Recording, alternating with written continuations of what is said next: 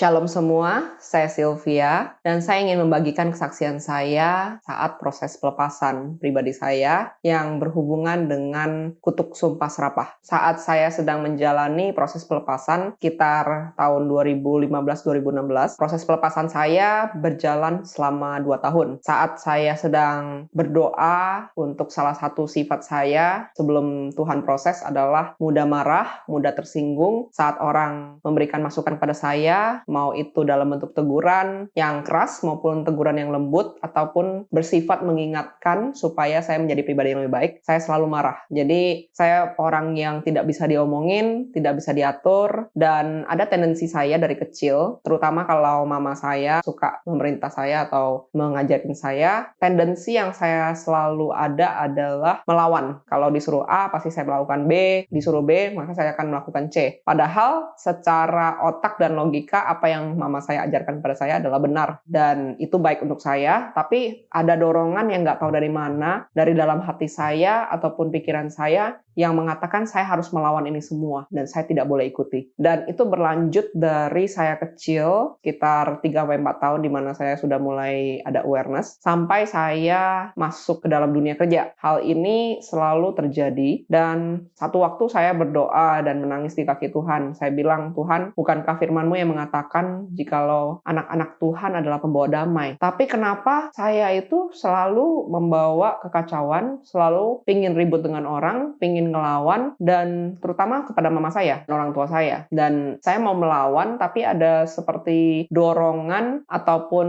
ikatan yang memaksa saya harus seperti itu. Dan saya tidak berkuasa untuk melawannya. Lalu saat itu saya berdoa dan saya minta apakah Tuhan bisa membukakan cara untuk saya supaya saya bisa seturut firman Tuhan sebagai pembawa damai dan saya bisa menjadi seseorang yang bisa mendengar saat orang memberikan masukan dan juga bisa menghormati mama saya juga, orang tua saya. Satu waktu saya datang kepada satu orang pendoa dan dia bilang saat dia mendoakan saya, dia melihat ada satu sosok nenek-nenek di samping saya dan sedang maki-maki saya. Saya lalu berpikir, belum tentu semua doa itu benar, tapi saya akan mengujinya. Saya terbuka untuk menguji karena saya memang mau ada terobosan dan saya bisa menang di area ini. Maka saya bawa apa yang didapatkan oleh pendoa ini dalam doa secara pribadi dan saya bertanya pada Tuhan, Tuhan, nenek dari pihak papa saya udah meninggal, sedangkan dari pihak mama memang masih hidup, tapi dia kan sudah terima Tuhan Yesus. Apakah itu mungkin? Lalu saya berdoa, kalau memang ini benar, Tuhan berikan di hati saya satu dorongan atau tiba-tiba Tuhan bukakan untuk kita. Apakah nenek ini adalah pihak dari mama saya? Waktu itu setelah berapa hari berselang, ada dorongan yang begitu kuat dalam hati saya untuk mencoba menanyakan dari pihak mama saya, pihak nenek dari mama saya. Saya datang dan saya bertanya pada nenek saya, Nek, saya mau tanya, ada satu pendoa bilang ada nenek yang memaki-maki. Apakah pernah dulu nenek mengutuk mama atau mengutuk saya dalam keadaan mungkin marah, tidak sengaja, tidak mengerti. Lalu waktu itu nenek saya bilang nggak ada, nggak mungkin lah, kan sudah di dalam Tuhan. Tapi dia bilang yang seperti itu juga mana ingat kalau misalnya marah terucap keluar kata kutuk atau apapun juga biasanya orang udah nggak ingat kalau sudah nggak marah lagi. Tapi waktu itu saya berdoa sama Tuhan, Tuhan kalau memang benar buka selubungnya, tunjukkan kebenaran, saya mau pemberesan. Dan saat itu tiba-tiba nenek saya bilang, oh nenek ingat dulu mama kamu dari kecil sampai besar kan tinggal dengan oma yang ada di luar negeri, tidak tinggal bersama-sama dengan nenek. Saat udah besar baru mulai tinggal di Indonesia kembali dan waktu itu mama saya, nenek saya suka ngatur mama, jadi mama itu sudah besar baru mau ngatur, pas kecil belum ngatur, jadi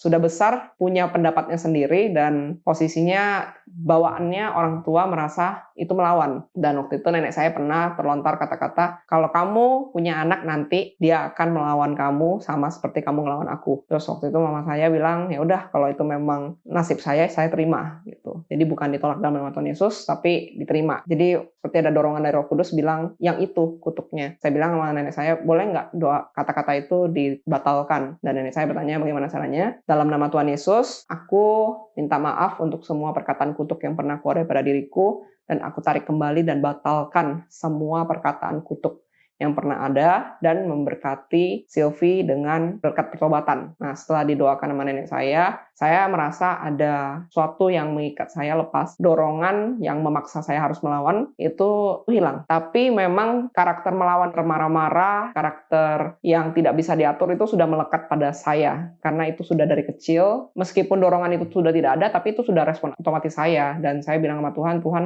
kamu harus didik saya. Dan saya minta Tuhan entah bagaimana caranya supaya ubah karakter saya menjadi karakter Kristus. Dari situlah sekitar 8 bulan, terutama untuk sifat marah saya, Tuhan didik dan setiap kali saya mau marah, Tuhan berikan kekang dalam hati saya supaya bisa menyurutkan kembali, dan setelah saya bisa menyurutkan amarah saya kembali, saya berfokus kembali untuk menguasai diri sesuai dengan firman Tuhan. Tenanglah kamu supaya kamu dapat berdoa, karena disitulah terletak kekuatanmu. Saya sharing dengan teman-teman, mungkin ada di dalam diri kalian yang mengalami hal seperti saya, atau mungkin merasa kalian ingin melakukan sesuatu yang seturut dengan firman Tuhan, tapi seperti ada sesuatu yang membelenggu atau mengikat atau memanipulasi dan memaksa untuk melakukan yang berlawanan. Mungkin ada kutub perkataan yang mengikat dalam hidup kalian, dan kalian coba berdoa dan berlutut untuk bertanya kepada Tuhan. Jika ada, saya mau pemberesan. Saya undang untuk kita bersama-sama untuk berdoa bersama saya. Tuhan Yesus, saya ingin terbebas, saya ingin bisa hidup seturut firman-Mu. Jika ada karakter, cara pikir, respon yang dikekang dan diikat selama ini, sehingga aku tidak bisa mengikuti firman-Mu, saat ini patahkan ikatan itu, bongkar semuanya Tuhan, dan aku mau bisa terlepas daripada semua kekang, daripada iblis, dan berikan aku perkataan yang baik. Perkataanku adalah perkataan berkat, perkataan yang menghibur, perkataan yang mempertobatkan dan bernilai, bukan kutuk lagi yang akan keluar dari perkataanku, sehingga kita sendiri tidak mengutuki orang lain dan mengikat orang lain dengan perkataan-perkataan yang mungkin keluar dari mulut kita dengan kutuk saat kita marah atau emosi. Tuhan Yesus memberkati.